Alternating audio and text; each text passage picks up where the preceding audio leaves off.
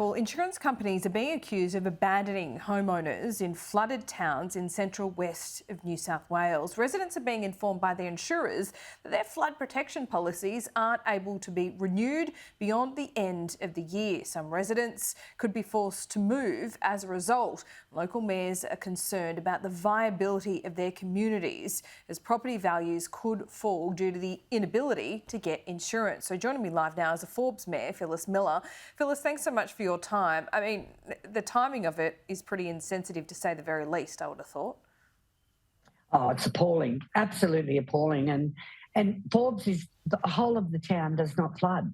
We have a small section that is near the lake or the river that floods. And to put our whole postcode on alert that we won't be getting insurance is crazy. And it's un-Australian.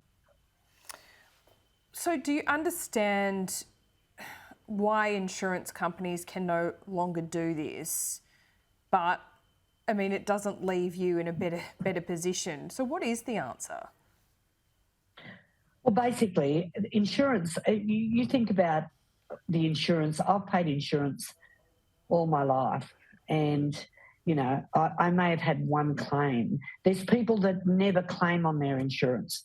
It's a cross-subsidised area. When you are insured, the people that do have to claim cross-subsidised from those people that don't. And unfortunately, that's not happening with flood-affected areas. It's just crazy. Well, we see the Prime Minister and the Premier in Eugowra today. What would you like to tell them? I think, you know, we need to look at this nationally, whether we have a buyback system.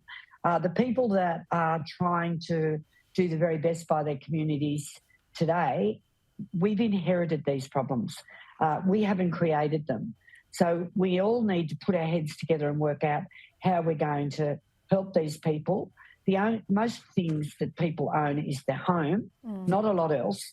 And for them not to be able to get insurance when their homes are being destroyed by flood-affected, you know, communities, it's crazy that we're not helping these people. Yeah, it is crazy. And also, even with the buyback scheme and without these insurance policies, there is a risk that it kills towns like yours. It is. And we're on a high growth in Forbes. We've been, you know, tracking along very, very nicely. We have a great lifestyle out here. And of course, our lake is part of the lifestyle. We ski all through summer. We've got the river where you can go fishing and things. We've got great education, great health services.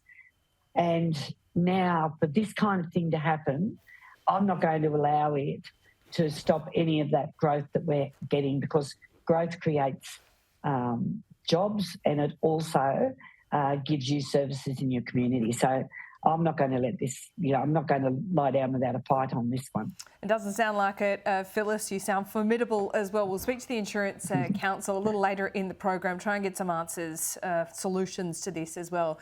Phyllis, thanks so much for your time. Thank you, Laura.